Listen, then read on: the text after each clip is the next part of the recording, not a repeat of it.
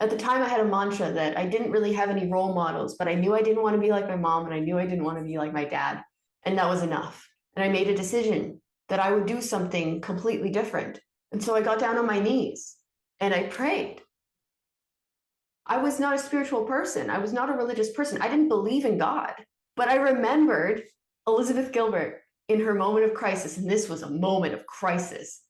I remembered her crying out to God. And so I got down on my knees in prayer and I said, I don't even know if you're real, but I need your help. God, if you're there, please help me. And I felt it.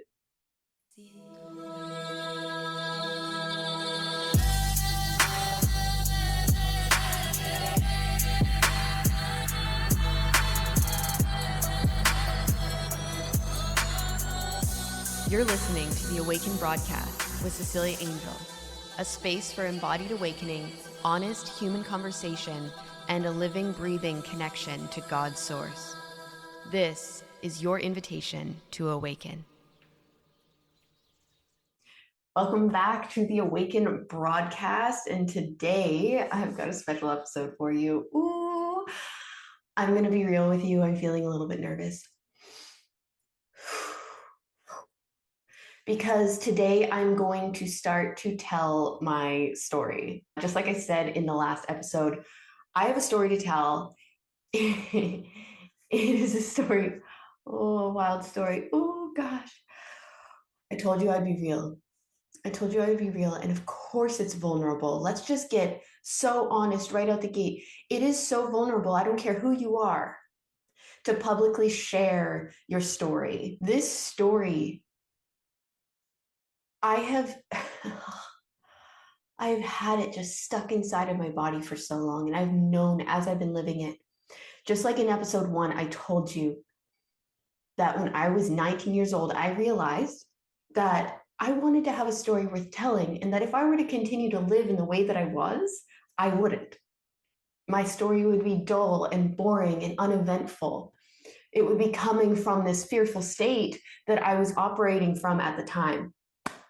And so it feels, some parts of me, it feels bold. It feels bold and vulnerable to share my story with you. But I'm going to do it because it is a story worth telling. And thank you, God, for speaking through me and being so present through the telling of this story. Just like I told you last time, I don't know how long it's going to take me to tell this story. I'm just going to surrender to however long it takes. It has been 15 years since I started walking the path, and a lot has transpired over those 15 years. So where do I want to start with this? I'm going to start with the moment when everything changed. And although it didn't actually start on this night, and I'll go into the details of what happened before this moment to even get me here, I'm going to start with the initial catalyst for change. I was 19 years old, and I was having daily panic attacks. I was sad, I was hurting, I was feeling like there was something inside of me that was needing to be unraveled. I didn't know what that meant. I was feeling so overwhelmed. I was picking my skin obsessively. I was starving myself. I would starve myself, and then I would binge, and then I would go into shame spirals and then starve myself again.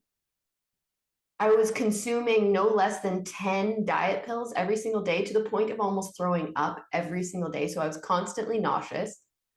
I had extremely low self-esteem. I would think about death all the time.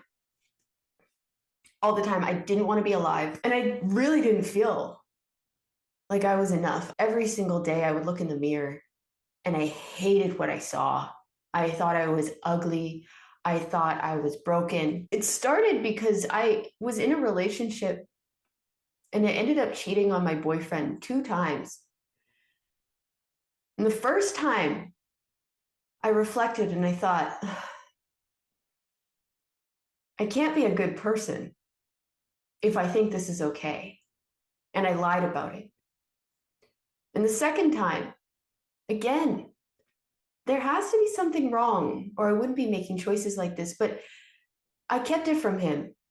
And when I left that relationship, after the second time that I was unfaithful, I walked away from that relationship, but I didn't say exactly why. I said to him that I needed to spend at least 5 years alone to figure out what was going on for me. Because I wasn't particularly open with anyone about the suffering that I was experiencing behind closed doors. I wanted to put on a brave face. I wanted to make sure that people thought that I was cool and interesting and that I was put together. But as soon as I would be alone, I would fall apart and I would unravel into often chaos. I was having a hard time sleeping. I would go into these manic states in the middle of the night. And I remember this boyfriend that I was speaking about. There was this one night that I was talking to him at 2 a.m. and he asked me, "Why are you still awake?" And I just went off. I was in such a manic state and I was telling him, I don't tell people very often about the experience that I'm having, but right now I am panicking and there is so much energy. And I remember at the end of this message, I said, you know what? I'm going to copy and paste this message and I'm going to sit this whole conversation. I'm going to send it to myself so that maybe down the road I can reflect on it. The intelligence of my soul sometimes. I did end up finding that message 10 years later, that whole conversation, and whoa. I really got to see just how dysregulated I was. I was overwhelmed. Like I said, I was moving between, I was never diagnosed as being bipolar, but most certainly I was suffering from bipolar disorder, an anxiety disorder. I was a mess. I was a mess. And I started practicing yoga when I was 17. I started with Bikram yoga, which is a very type A type of yoga. And as soon as I got into it, I was going 5, 6, sometimes even 7 days a week. And this was my life raft. Because when I started doing Bikram yoga, which is just the same postures, the same positions, the class is the same every single time. And I needed that. I needed that consistency. I can see that in hindsight. But what I started to experience was two things. In the middle of class, there was this period of time where you would lay down and you would go into shavasana or corpse pose for a period of time before continuing the rest of the sequence. And every single time, I would have a panic attack. However, because I was in public, for the first time, I was in an environment where I couldn't just run away and hide, which is what I would do otherwise, is I would go into my own room or go into my own space, have a panic, pull myself together, and then carry on. But because I was in public, I couldn't just run out of the room. In fact, they encouraged you not to run out of the room. And so every single class, for the whole first year that I was doing my Bikram yoga practice, I would begin to panic. And the teacher would be coaching to breathe, to not move, to not wipe away the sweat, to not react. And so I started learning how to be with my experience and how to be with my anxiety. And I began to have transcendental meditative experiences and an expansion of my consciousness. And this started to give me a window into what was possible. And it caused me to step on to a spiritual path because it was the only thing that would help me to get clear. And so I became very devoted to this practice. Now, I want to be very crystal clear. When I started doing yoga, it wasn't for spiritual purposes. I wasn't looking for spiritual awakening, although it did get me there. When I first got into yoga and decided I wanted to be a yogi, I was 14 years old. And I read a magazine where Jennifer Aniston said that she, at 40, had such a great body because she had a regular practice of yoga. So as a young woman, or I guess a young girl with body dysmorphic behaviors and eating disorder, I entered into yoga to get a hot body. That's what I wanted. I didn't expect that through that practice, I would start to awaken. Now, I had also read the book Eat, Pray, Love at the end of my high school year when I was 17. This book completely changed the trajectory of my life because it showed me a path of more. It showed me a path of possibility. The story of this journey that the author goes on really deeply inspired me. She's talking about traveling the world and connecting to God and doing yoga and meditating, and something about that really turned me on. I got very excited about what was possible, and so I decided that I wanted to be a devoted yogi. I decided that I wanted to travel. I decided that I wanted to be a meditator, that I wanted to be a spiritual person. And this happened around age 17. Now, it had already started to happen as a result of a choice that I made coming into my 12th year of high school, which was that for my 12th year, I decided that I would say yes to more things. Because prior to this, I had been a no person. I was the one who, you go to gym class, I was stoned out of my head. I wouldn't participate. I would sit in the bleachers with my friends. I didn't want to be active. I didn't want to be connected. I was an introvert, a wallflower. I didn't care about school. I didn't care about life. I was very angsty, angry, and hurt as a teenage girl. But in my 12th year, something sparked in me where I decided that I was going to, just as an experiment, start saying yes to more things. Within 24 hours of deciding to say yes, I came into my geology class, and a friend of mine who was in fact very Christian. And at the time, I identified as somebody who was religiously atheist. Do not talk to me about spirituality. Do not talk to me about the church. I had made a decision in relating with this girl because I really liked her. I thought she was cool. And I remember when I first met her, I asked her, I said, "Are you Christian or are you Christian?" And she looked at me and she said, "I'm Christian," as in she wanted to be a pastor. She was very sincere in her connection to Christ. And so in my mind, I decided that I would make an exception. She's cool. I guarantee she's still cool. And I like her a lot, so we can be friends. And thank God, because 24 hours, not even, after I decided to start saying yes, I sit down in my geology class and she turns to me and she says, "Look, I know it's not really your thing, but my church is having a festival this weekend. I would love it if you came." And everything in my body wanted to say no, but I had just made the decision that I would say yes. And so, begrudgingly, I said, "Yes, but I will only go for one day. I am not going to go for the whole thing, and don't have any expectations that I will be converted after this experience." And she said, "No expectations. I just want you to come."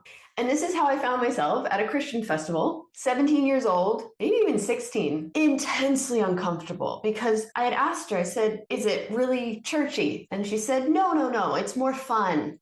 It turns out her idea of more fun for me was still way outside of my comfort zone. And I was incredibly uncomfortable the entire time. I did not want to be there. I was not converted to Christianity by attending this festival. However, there was one moment in this experience that changed my life that I have thought about so many times again and again and again over the years, which is a woman who came to the event with a pain in her neck. And at the point in the experience where there were healings that were being offered, she asked for prayers for her pain. I had never experienced this before. About 10 people gathered around her and laid hands on her and began to speak in a language that I didn't comprehend or understand. And as they laid hands and prayed over her and spoke this language over her, she began to tremble and she fell to her knees in tears. And the energy in the room shifted so tangibly that even me, as skeptical as I was deeply impacted by witnessing it. And I made a vow in that moment. I said, "I don't think that I'm going to find it in the church, but I need to have that experience." Something about that feels true. And I never forgot it. Now, I continued on my 12th year. I said yes to so many things. I started getting into sports, started running, started working out, started participating in class, including my gym class. I started being more open, more connected. Something in me shifted and I didn't really understand it. And then I read Eat, Pray, Love. Now, the first chapter of Eat, Pray, Love, the author, Elizabeth Gilbert, has a crisis moment. And in this crisis moment, she goes into the bathroom in the middle of the night and she opens up her journal. And on a whim, she begins to write in her journal and starts to have a conversation with God. Something about reading this story of Elizabeth Gilbert in a moment of crisis, calling out to God, stuck with me. And so prior to the moment of absolute catalyst, I was doing yoga regularly. I was working out and going to the gym. I was interested in spirituality at a surface level. I was curious about it, especially because I was starting to have meditative experiences in my yoga classes. I was starting to get a taste of that awareness. And my mental health was spiraling downward. I was having these manic episodes. I was panicking daily. I was suffering from body dysmorphia and eating disorder. I felt very ashamed of who I was and very low self-esteem. And so, like I was saying earlier, my boyfriend, who I got into a relationship right after high school, we ended up dating for a little over a year, ended up cheating on him. And at first I didn't tell him. When I broke up with him, I said, I don't know, I need like 5 years to figure myself out. I explained nothing further. The only thing that he knew was that one night when I let him see me in my manic episode. And we never talked about it again. I just told him I'm not okay. A few months later, because I was going to the bar every weekend and drinking, we ran into each other at the bar and we decided to go home with each other. And on our way home, I ended up sharing with him the truth that actually I had cheated on him. And I watched him completely crumble. I watched his heart shatter and I knew that I had hurt him very badly. And as I stood there as he cried, and I knew because we were a part of a community, I knew in this moment, and I lived in a small town, I knew my reputation would be ruined. I knew that there was no way he wouldn't tell everybody, all of our friends, that this had happened. And in that moment, I realized, oh my God, there has to be something wrong with me if I am willing to hurt somebody this badly. It was as if a veil came off and I just saw it. Oh my God, I need to do something differently. And after that, I was all alone because I lost all of my friends that night. And a few weeks later, I was in my living room and I was alone and I was incredibly lonely. And it was one of those nights where you would want to call a friend, where you would want to ask for support. I could feel my entire life falling apart at the seams and crumbling before my eyes. And I didn't know what to do. And I didn't know what to do about myself. And I remember sitting alone in my living room on my knees on the floor. God, I can viscerally feel myself there. And out of the corner of my eye, I could see a pathway where I could go crazy. And obviously, I didn't want that. I saw my entire life all of a sudden. I saw myself at 50 years old, so miserable. And not only that, and this is a story in and of itself, I'm not going to go into it today. The story of my mother is deeply woven through my awakening. But my mother was an alcoholic and an addict. She gave full custody to my father because she had lost my sisters to the foster system. She was deemed too toxic to breastfeed upon my birth, and she was admitted into rehab 2 weeks after I was born. I didn't understand epigenetics or nervous system or how ancestral trauma moves at the time at all. I had no awareness of that, completely ignorant. But all of a sudden I realized all the ways that I was behaving and the way that I was feeling was eerily reminiscent of my mother. That there were patterns that had started to present in my life that were exactly like her patterns. And my mother was a miserable woman. I saw that if I didn't make a change and now, I would end up just like her. It was like coming to a crossroads. I have a choice right now. Either I carry on the way that I have been and I end up miserable and crazy and who knows? I've been drinking all the time. I've been doing drugs. It was a slippery slope and I saw it. I saw it so clear. Or I do something completely different. At the time, I had a mantra that I didn't really have any role models, but I knew I didn't want to be like my mom and I knew I didn't want to be like my dad. And that was enough. And I made a decision that I would do something completely different. And so I got down on my knees and I prayed. I was not a spiritual person. I was not a religious person. I didn't believe in God. But I remembered Elizabeth Gilbert in her moment of crisis, and this was a moment of crisis. I remembered her crying out to God. And so I got down on my knees in prayer and I said, I don't even know if you're real, but I need your help. God, if you're there, please help me. And I felt it. It was subtle, but I immediately felt a peace. Something in me knew in that moment. Something in me relaxed.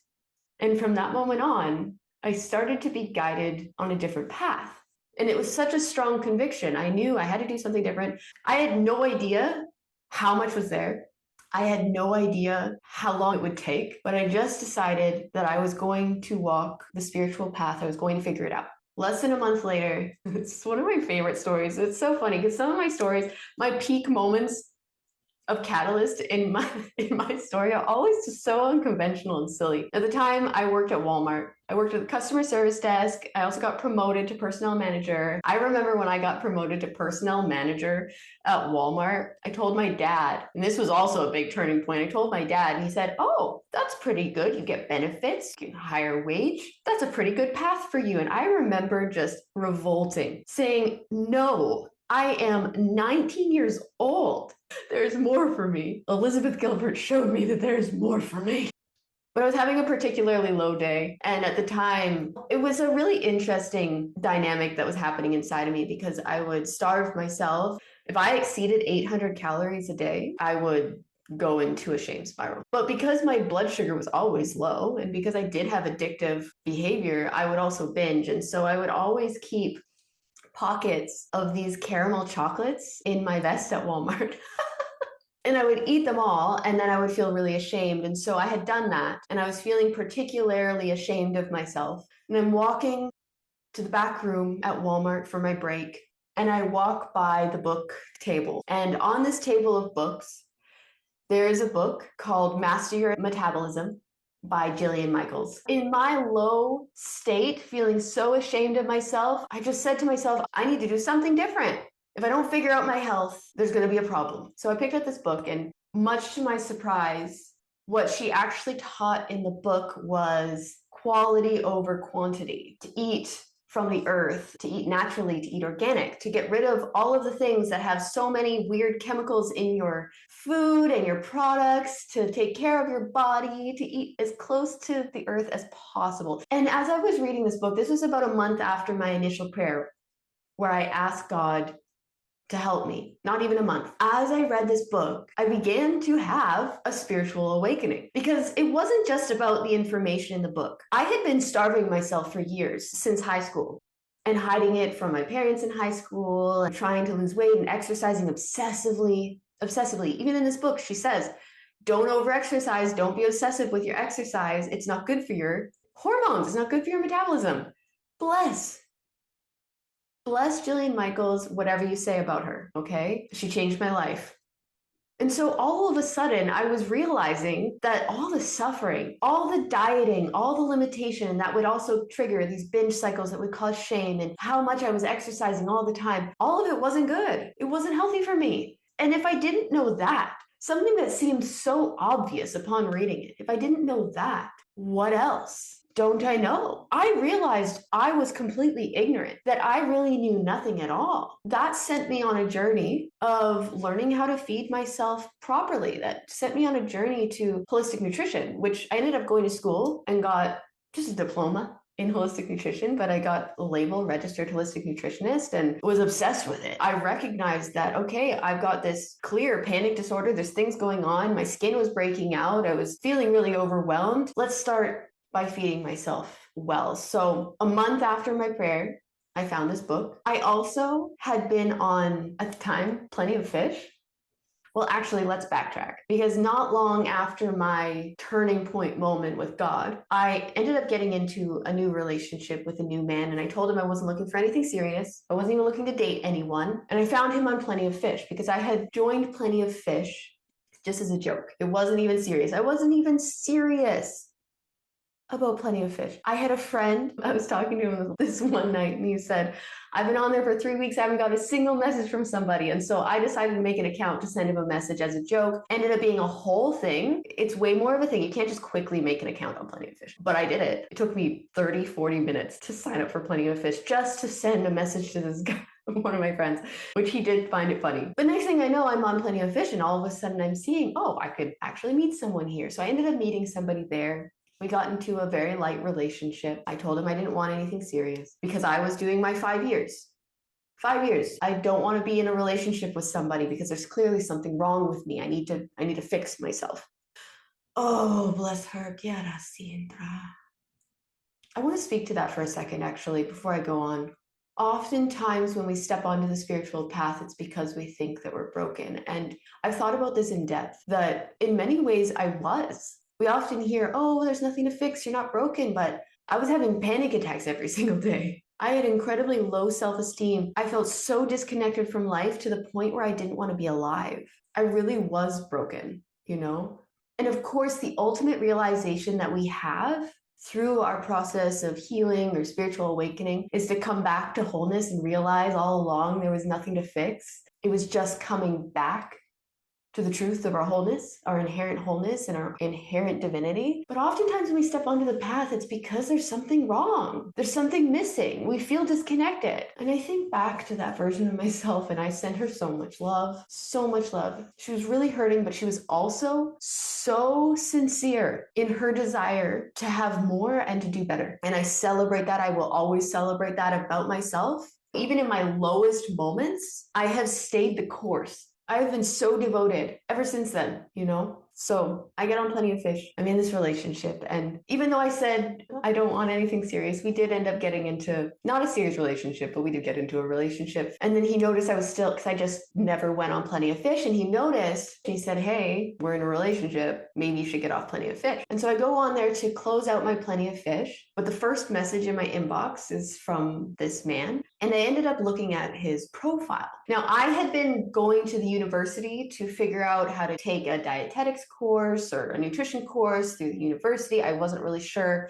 how to go about that. I knew I wanted to be educated on nutrition, but I didn't know exactly the steps to take. And I go to his account and it says that he's in a course for nutrition. And so I send him a message and I said, hey, I'm actually on Plenty of Fish. To close out my account, I'm in a relationship. I'm not looking for anything, but I would love to talk to you about this course that you're taking. It was a natural nutrition course. And so we ended up chatting a little bit. He directed me to it and I went on my merry way. Now, I ended up leaving this relationship within months. Karma would have it that this man ended up cheating on me, which even in the moment I knew I wasn't even spiritual yet. And I said, yeah, of course, because that's who I've been. That was a major catalyst moment for me. So balancing of the banks, this man ended up getting me a brand new job. He got me a job with those that are differently abled, and that excited me. And normally you would have to take a program or something like that. And so I got into this career through this man that I met. Again, God came in and swooped me up, said, nope, you're not going to work at Walmart. You're going to have a better job, better paying job, more consistent, more legitimate, something that you actually enjoy. You're going to be redirected towards natural nutrition, and you're going to send a message to this man. A few months later, this man sends me a message on Facebook, and he says, hey, I know that we barely talked. Did you end up signing up for the course? And any chance that you are coming to my city anytime soon? I said, actually, I'm going to be there tomorrow for my friend's birthday. Now, long story short, I ended up falling madly in love with this man. I want to take a moment to honor him. We ended up being in relationship for 7 years, and he helped me significantly. He changed my life, and I'm really grateful for that, and I celebrate him deeply. I will express more of our story later on. What I really want to highlight here is that after my prayer on my knees at 19, literally crying a puddle of tears on the floor and cried out to God for help, within a month, God brought me to natural nutrition, which triggered a spiritual awakening for me, which healed instantly my eating disorder. Because immediately I realized where I was totally wrong in starving myself and started feeding myself again and started feeding myself well, started eating organic, started looking into courses for natural nutrition so that I could heal my body through food. That's huge. I also, within that month, received a message from a man that I would end up being with for 7 years that I felt madly in love with at the time. That all happened within the first month. And I also got a brand new job and got to give up on the dream of being a personnel manager at Walmart.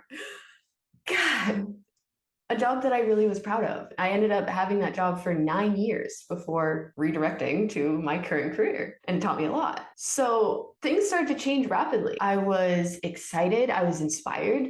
I was about to move to a new city and go take a course on nutrition, a new career path for me. I was getting my health in order. I was going to farmers markets. I was going to yoga every day. I was working out. I was getting strong. Everything about my life felt so good. And I was so excited about this new direction that I was moving in. And I was so curious about spirituality now. You know, it's funny because when I was in high school, I feel like I'm talking about all my boyfriends. In high school, I had a boyfriend, and this one night we're driving around in his Mercedes, and I've got my feet up on the dash, and we're listening to cool music, and oh, it was such a vibe, honestly. Bless him. And I remember saying to him, you know, I think that one day I'm gonna be a really spiritual person. I'm gonna meditate, and I'm gonna do yoga. I remember he heard me say that and immediately started laughing out loud, as if to say, absolutely not. There's no way you would ever be that way. That's not who you are. And I said, no, I mean it. I actually think I have it in me to be that. Even as in my adolescence, there was something in me that was drawn towards awakening, expanded consciousness, meditation, spirituality, even before I had fully shifted into that as a way of being. I think it's also useful, just as a side note, I also met somebody in high school that really expanded my consciousness. He was having experiences of past lives and wild spiritual experiences. I would skip class and hang out with him in the library. He would teach me about magic and wizardry.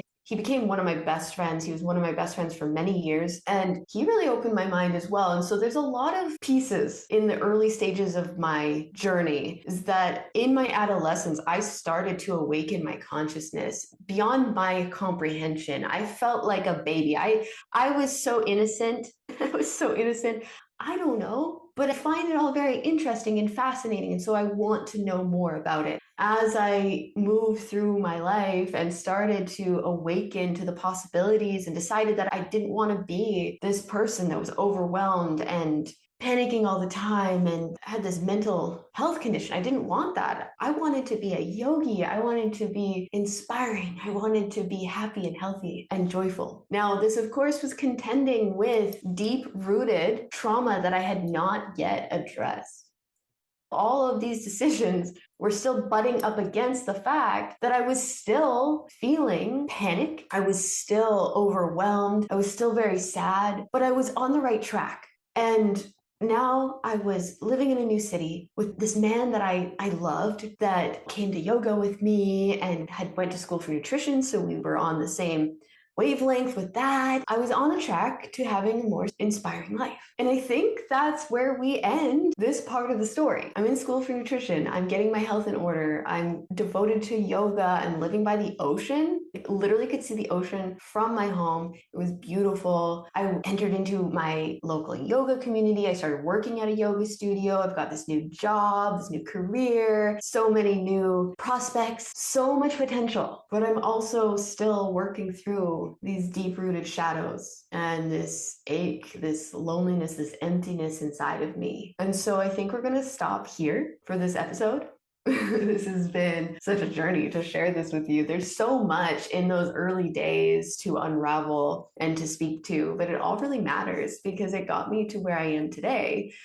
This was a time of major catalytic force. And what I really want to land down in this is that even though I hadn't fully anchored in any relationship with a higher power, there was something in me that knew. There was something in me that was starting to turn towards it, that had a curiosity about that. And so let's close it out there with so much love. Thank you, Vera Cinta, and thank you to every past version of me that shares this story. And thank you for receiving my story. Part 1 complete.